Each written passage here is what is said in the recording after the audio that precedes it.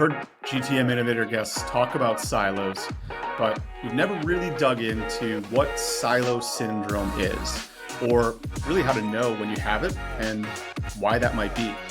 So today we're exploring the role of RevOps and what they can do to bring your teams together, as well as the technologies that they would be using to make a lasting impact. Thanks for tuning in for another great discussion on GTM Innovators. Let's dive in.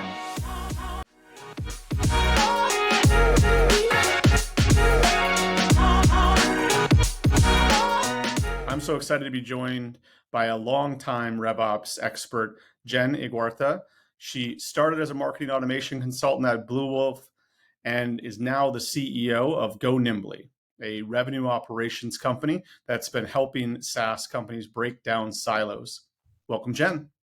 Thank you for having me. I love the beginning and ending. Blue Wolf feels like a long time ago, but it is where I started. Yeah, well, it's good to know where you come from Yeah, because we learn a lot of stuff along the journey. 100%. And I think we're going to get into one of those really key things you've learned and you're really helping counsel a lot of companies on that I have not heard discussed in the way in which you discuss it. So very excited. I'm looking forward to this discussion because you're really bringing a RevOps perspective that we haven't covered on this series in enough depth yet. So before we dig in too deep on the core topic, can you just start by giving us your definition of what revenue operations is? Yeah. Do you mind if I start with a metaphor? Oh, please. That'd be Okay. great. So, because I think it gets really labored over. I think the terms like RevOps and ABM and PLG, they just get super fuzzy. And so for me, it's really quite simple. Imagine we're not selling tech to anyone. We're making a movie. And we need to make sure that our actors are putting on the best movie for our audience. Our actors are our go-to-market team. There are sellers, our marketers, our CS team, and we want to make sure that they can create the best movie possible for our audience. We're in the background. Like we're the directors and the script writers and everything, everybody that's on strike. That's who we are. Okay, we're on strike. But we're all the people in the background trying to make sure that our go-to-market team shines. And I think that that makes it super clear because our customer, like it's still the audience, right? Like we're still trying to create a really amazing movie. And we're still trying to sell the most box office tickets. But we're doing that by making sure that our go-to-market team is in a really, really lovely place, that they know the script, that they're trained up, that they have the skills, that they have all the props, everything that they could possibly need. And I think that gives me it makes it really clear for me, right? Because sometimes we get a little bit fuzzy about whether or not we're a support function or whether or not we're here to just remove clicks. We're not. We're here to make a movie. Love that. Love that. And different parts come together in the script. As I do love this analogy, right? Because you can play around with the idea of revenue operations. It is, you're looking at the traditional sales operations function within there. You're Yeah, looking at a business systems function within there. You're looking totally. at a marketing operations function within there. And each of those are the directors, the producers, everybody that comes together. Yep. And even if you call it support, I still think we got to realize that RevOps is one of the most strategic functions within the business. Because as you so well put it with this analogy, you don't get anything on film. And it's Right. definitely not as high quality if you don't have an amazing behind the scenes cast. So absolutely love that. Really appreciate that framing. And let's go into this a little bit because, as you see this, right, you've given us this analogy to frame around where there are silos, right? Yeah, There are different role types. There are different holistic departments, right? There could be a rev totally. org over here, a marketing org over there. What is Mhm. silo syndrome and why have you seen this become prevalent, or what is the impacting factors of it? Okay, I love this question because it's actually why I started Go Nimbly. It's the thing that piqued my interest. I didn't have the word for it, but when I started in marketing automation, it was like anything that I did was affecting other systems, was affecting the sales team, any small change I made. And it's what kind of piqued my interest. Why is it that these two teams that should be so aligned have so much friction? And that's what I think that was one of the pivotal points in my career where I was like, ooh, this is interesting. This is different. Hmm. And I read about a gentleman, his name's Phil Enser, and he's the person that came up with the term functional silo syndrome. And he was the, I have his title, Corporate Director of Organization Development at Goodyear Tire. Oh So wow, threw different me a company, curveball right? there. Yeah, yeah, he's an important guy. And he went around to different Goodyear locations and teams, et cetera, and he was trying to figure out like how they worked, and he was like fascinated by that. And he called it silo syndrome because in that he drove around the country and he saw silos, and he's like, oh, that's a lot of what it feels Hmm. like. These teams working in their own silos. And the description here is there's typically a lot of alignment within the vertical, right? If each silo is vertical, they can talk to each other. People are very good at organizing within their own team. It's not typically that you hear about a lot of misinformation and difficulty within the marketing team. It's typically across. Like we're just really bad at communicating vertically. I'm sorry, Hmm. horizontally between silos. And then there's also a lot of, top down is typically very easy, bottom up is harder. And so these are things that we kind of know as people, but I explain this because it's normal. Like humans are just very good at aligning within our own teams and our own silos. But the curious problem here is when he says that a company that is dealing with a ton of silo syndrome, you're going to see people running away from organizational problems. You're going to Hmm. see people blaming. You are going to see no common goals and not sharing in that. A lot of heavy top down communication, no horizontal communication, narrow job design, a lot of specialization, information hoarding, lack of collaboration, all these things that anybody listening is probably nodding. You have some of them, a lot of buzzwords, misalignment between each other, internal competitiveness, all these things that are icky and make our company, our work harder, but normal. We just have to combat it. Like, it's very normal. Yeah, and it feels like even if even if you're operating with the best intentions, Hmm. these silos happen, Yeah, and I think it's a good way of thinking about it is like, what is the recipe to combat this? sure. What are the points of understanding that we have to make sure that, as you've shared it with me before, there is expertise necessary within silos. So you Hmm. need that, Yeah. but you got to combat the friction that can bubble up. Yeah. So, what role do you see RevOps playing in bringing the teams together and addressing this silo syndrome? Yeah. Because when we talk about what is RevOps or what it looks like, we have a lot of content around that. But remember that the why that it exists is just because there's silo syndrome. Like that's why we exist. The the RevOps is the solution or one of the solutions to this problem is that we Mhm. have a team that is across all these functions that are going to have natural silos. I don't need my marketing team, my CS team, and my sales team being one team. I need them specialized. They have different skills and they have different roles. So that's why RevOps exists, is to try to break these down, to have that holistic approach, to be thinking about the impact of different teams so that when the sales team requests, hey, I want to know the last time someone logged into my platform, I'm also thinking about how marketing is using that data or how CS might use that data, and I'm implementing the right solution for everyone. So it's interesting that we sometimes start to plug in RevOps and we're just like, it's a strategic function. It's like, yeah, but why is it necessary? Because it's really Mhm. hard to align these three teams and they should be allowed to run on their own. Like we got to give them space to specialize. Yeah.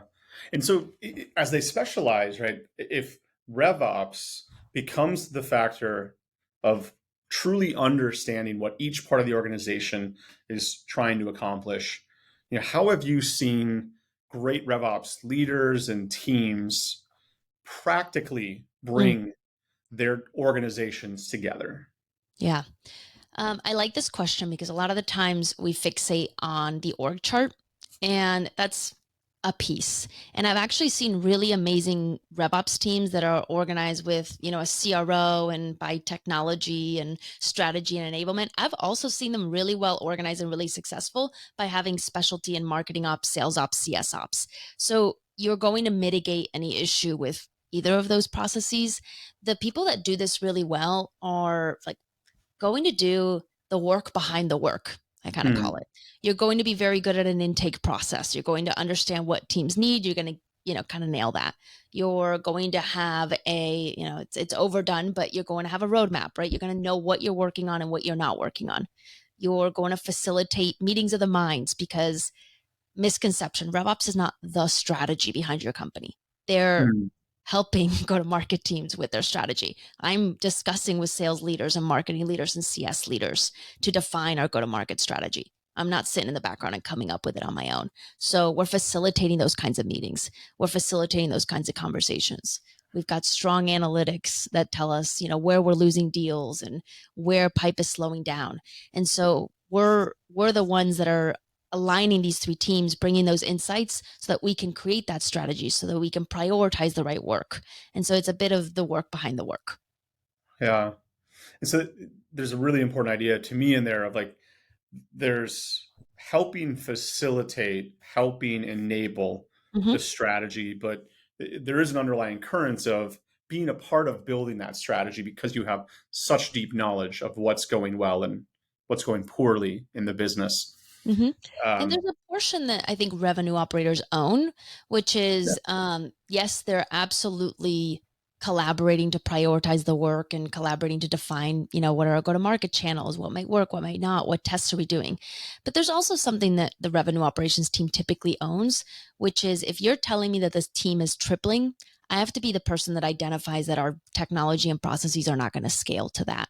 That is like the really big piece of um, part of the roadmap and the strategy that's necessary, that I expect a great revenue operator to bring, to come to the team and say, we can't do this without a new routing process, and we can't do this without CPQ, or we can't do this without re-architecting, our current setup. They have to identify those, because your go-to-market leaders typically don't. Yeah.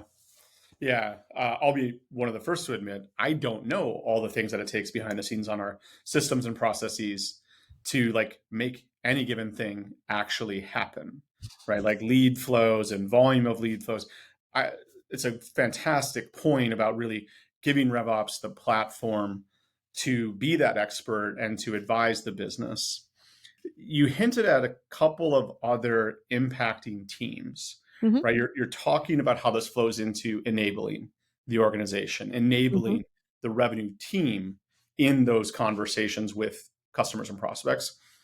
But also underlying this is the finance team.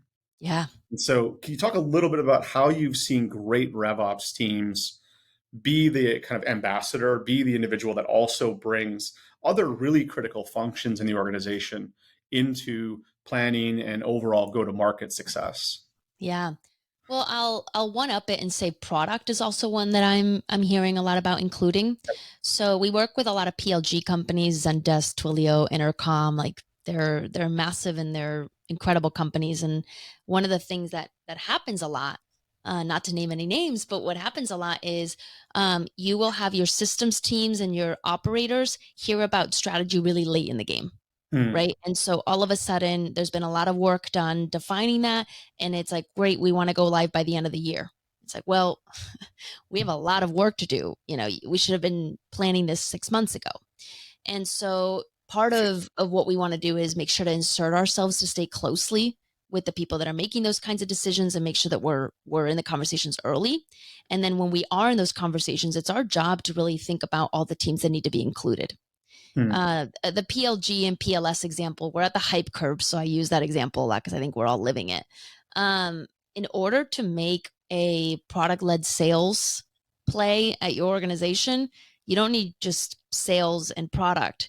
You need finance involved. You need systems involved. You need marketing involved. You need CS involved. It's one of those work streams that really tell you that without one of those, we can't we won't be able to move and deploy.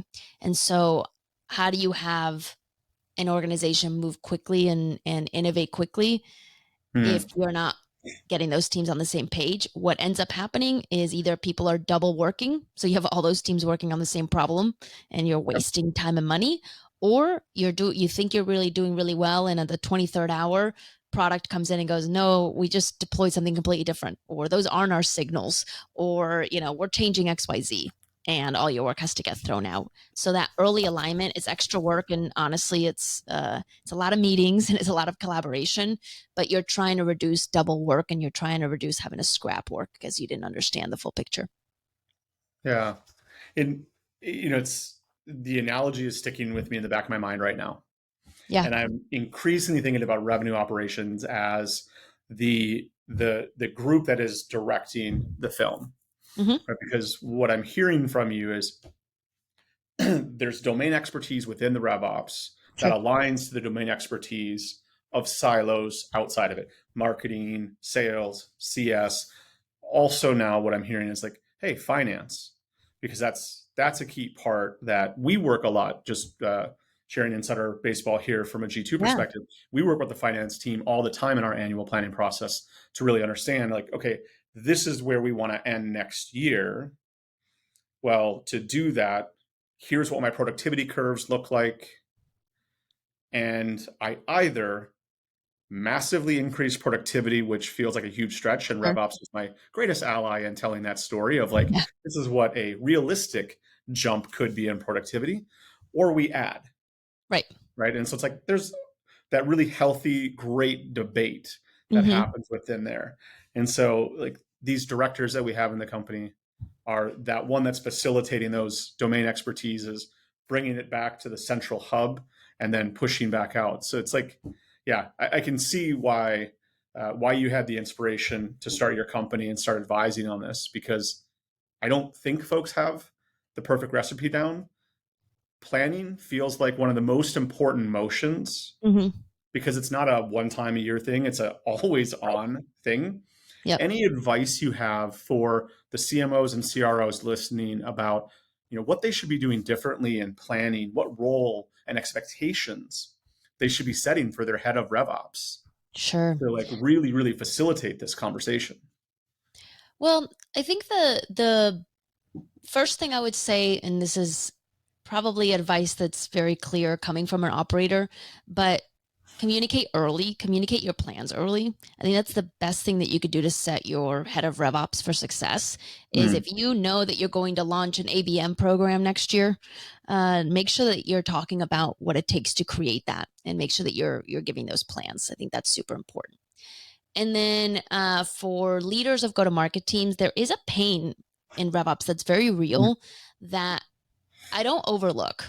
If you used to have a team, this is especially in marketing ops, you used to have a team that was operators that would basically take whatever you prioritize and got it done.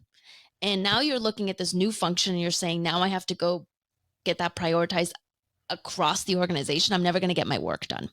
mm. And that pain is real, and there's wins and losses that come out in the wash there. And I'm somebody that really believes in a hybrid model, like marketing operations. You should be able to deploy campaigns and make changes to your scoring, et cetera, without needing to be in a queue. Like there is the running of the machine that needs to be very quick, and then there's the strategic projects that need to be prioritized. So find the right balance for there, have the right expectations. Try not to hold on to your resource to fight for it, but like really think about what's the win of prioritizing across the business. And then I want to work for an organization where the CMO and CRO are friends. Like I don't, I don't want to, I work with organizations like this a lot, but a head of sales and a head of marketing that are busy trying to figure out who brought what lead is not an organization that is making strides. So go get a really tight relationship there because then your head of RevOps can actually do good work. Yeah. We've talked about this on a couple of other episodes. I've mentioned philosophically, we're one team, one goal here, Great. which is it's like we're all parts of the equation that leads up to that end goal, and it's about shared success, celebrating wins together, versus trying to point at, Right. no, I should get credit here and I should get credit there. Mm-hmm. Um, One of the ways in which we've kind of started tackling some of this, and it sounds like you've been working with a lot of your customers as well, is in just better integrating and using the tech Mm, that sits in our tech stacks today. yeah. And I say our tech stacks, not just like as a company level, but more of like the Rev tech stack, the Mhm. Mar tech stack, the CS tech stack, and then the broader company tech stacks. Like all of that has to come together and work really well to empower this go-to-market motion. Hmm. From your vantage point, you get to see a lot of operating models, Yeah, a lot of tech stacks. Are there really particular technologies, whether it's tools, specific vendors within there? You don't have to name names. You're welcome to name sure. names. But I'm really interested for folks to walk away knowing what are some of the super interesting new technologies and what are some of those foundational things that if you don't have it, what are you doing with your life? Yeah. Okay, love this question. One, we've talked a lot about people silos. Tech silos are real. Mm, There is a lot of pain that happens because I didn't have access to XYZ number or report, or I wasn't enabled in it. That has nothing to do with how teams work with each other. Reps not having access to usage data in a really thoughtful way makes it so they can't have the best conversation with their prospect or their customer. So love this. I think we're all the original tagline for Go Nimbly was unifying the business stack. So mm, that's what we wanted to do is like, how do we get all these systems talking to each other so that whoever logs into whatever product has what they need in a really thoughtful way. So I would talk about a couple of trends. Obviously, AI has been hit over the head, so I won't go too much into that. The only thing I will say is we're really ripe for some of the problems we've been having for a long time. Like, how do we track notes in our CRM? It's a pain point for all of us because it's not easy. I think that's ripe for us having to solve that problem in the next year. How do we like follow ups and all that? The SDR process and the support processes, they're going to change drastically. So, if I was buying any support product today or any SDR platform, my demo will be like 100%. What are you doing with AI? What's your AI roadmap? Because that's changing. And then I would say the other thing that I'm seeing younger and younger companies do is get a platform like having their hub be an actual database, no longer just mm. pushing everything in a CRM. So like it used to be one source of truth with Salesforce, and now we're seeing a lot more folks just build a data platform, integrations, reverse ETL, and having this like much more robust system where we're pushing data in and out. So I think those two things are changing our tech stack and are changing how we work and things to look out for. Yeah. One of the things that you've advocated for in prior conversations is like building the right plumbing, as I say it about the tech stack. Hmm. Super important. Data architecture. Yeah. Can you talk a little bit about that before we wrap for today? Yeah. Your data model is like can really, really fuel and make you super powerful. So it's not just what data points do you need someone to see, but how you see them. So I think we've Mm, all started out. I'll take somebody. Let's stick with a usage company or honestly any usage metrics. It starts out typically with I want to see when the last XYZ happened, when the last case got submitted, or when the last login happened. And we start to put all that data onto the account or the contact. And then all of a sudden we're like, well, I don't want to see the last time. I want to see how many times. Awesome. I'll get you another field. And it's like, well, I want to see if they use that feature. Awesome. I'll give you a checkbox whether or not. Well, I want to see when they did it. Okay. A date stamp. And it becomes like all of a sudden I'm Frankensteining, I'm building hundreds of fields on all these different objects. And then the marketing team comes and has like, no, I want to know all accounts who have a login in the last 30 days. And it becomes really hard to do all that. So I would say anytime you're integrating usage is like the best example here, but anytime you're getting usage into something like Salesforce or a marketing automation platform or whatever your tech stack is, just pause and think about what you want to track and how you want to see it, whether something's a one-time signal or something that happens multiple times, and think about what you need to be raw and what you need to be actual signals and um, basically a summary. Does your sales rep need to see every single time they've logged on? No, mm, they probably need to see what percentage of users have logged in the last 30 days and on a single person, how many times. And then they really just want to see this account has a churn risk or this account has a usage spike. So, how do we think about serving that content up? It's very, very easy to do wrong. It's very easy to go point solution here and then having a refactor versus taking the time to think about the actual architecture. nice. So what I'm hearing is obviously we have to to to put our go to market in the best place possible. We have to start with some of the smallest denominators in here, like literally just data definitions, then data architecture, then the tech stack that enables that data. And then ultimately, we're driving outcomes in the go to market that are our top priorities.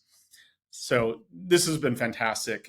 When you think about the fact that RevOps is the one that helps kind of Mhm. deconstruct this process and ultimately direct an amazing picture that leads to huge success at the box office, growth in ARR. Love it. One final thought from you as we wrap. What would be your final parting piece of wisdom for everybody that's listening in? When you're building a revenue operations team, you don't have to fight the battle of like, is it just sales ops? You will have a portion of your work be support. Your job is to make your go to market team successful. Do that work. That work is still really valid. And then work to layer in those strategic goals, the how we work and become that strategic function. But you still have to keep the business running. And I think that's something that we don't all talk about. That work is still very valid.